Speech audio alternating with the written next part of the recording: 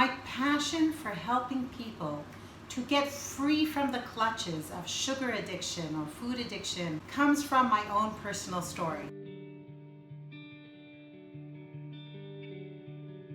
I was born with a fatal attraction to sugar.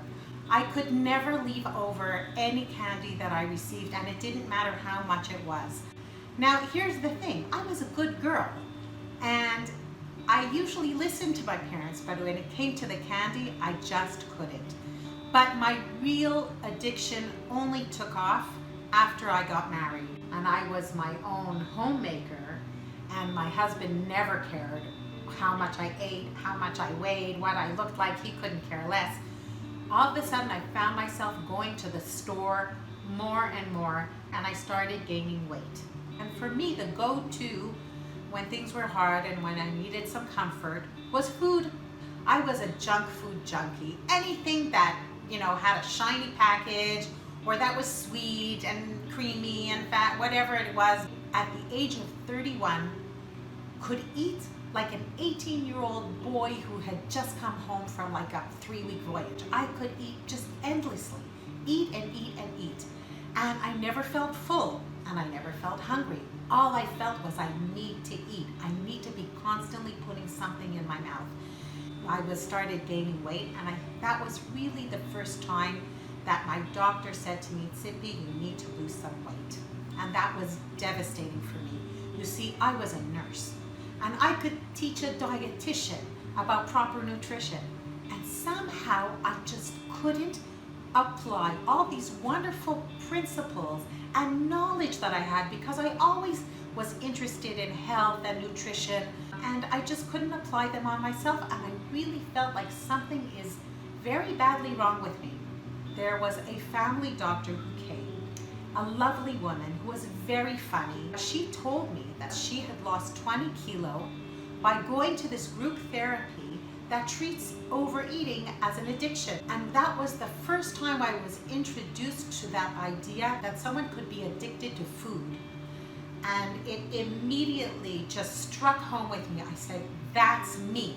I'm a foodaholic. I'm addicted to food the way alcoholics are addicted to alcohol, or other people are addicted to drugs. Food is my drug. My sister-in-law told me about a 12-step program. So I decided to try it out, and I went to a 12-step program that deals with food addiction, that talks about compulsive overeating. And at the beginning it seemed very, very strange, but they had something there when they were talking about not what how I eat, but what the food does for me and what the food does to me. And it took. I lost weight, a significant amount of weight for the first time. I stayed in this 12-step group. I actually still take part in it. And I lost 20 kilo. And then somehow, we talk about addiction being a disease, a chronic disease. And like a lot of chronic diseases, there can be relapses. And that's what happened to me. About 11 years ago, I relapsed. I went out and I started eating again addictively for about a year. I really realized that in order for me to be able to keep away from my addictive foods and stop eating addictively, I needed a support system. And the support system that I found was this 12-step group.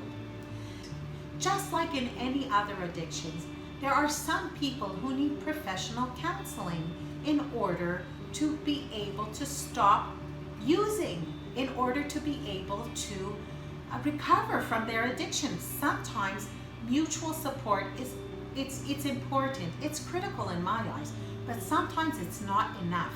And sometimes, even just for temporary time, somebody needs a professional help. And I started dreaming about becoming a professional food addiction counselor or sugar addiction counselor. So what's important to understand though, and what was important for me to understand 20 years ago, that I understood that in order to be free of my addiction, and in order to, I have to stop using. And for me to stop using, you can't tell somebody don't eat for the rest of your life, but you don't have to eat everything. And there are some foods that you can stop eating for the rest of your life, and it just might give you a much, much better life. And that's what happened for me.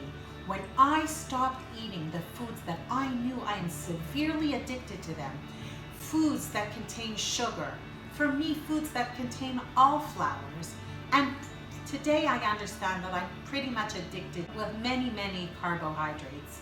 So I had to learn how to identify the foods that I'm addicted to, and once I identified them, I understood that I have to keep away from them. And I know that if I eat just a little bit, I am endangering myself to go back to that slippery slope of addictive, uncontrolled eating, because that's what happens. These foods affect me differently. They affect my brain differently. They affect my thoughts. They affect my mood and my emotions. And sometimes I do get cravings, but today I've learned how to deal with them. And the way to deal with them is not to give in to them and to eat. And so I became a much better mother. I became a much better wife. I became a much better employee when I stopped eating my drug foods, and all of a sudden life looked different. It takes time and effort, and sometimes the first few weeks are really hard getting off the drug foods, but it is so worth it in the end. You just get a new life and a freedom that I never thought possible. And so all I can tell you is I never knew how good it can get. And my life's work today is to help others to get to this wonderful place, to get this beautiful gift of food freedom. And this is what I wish for you and for anyone seeing this video who needs it.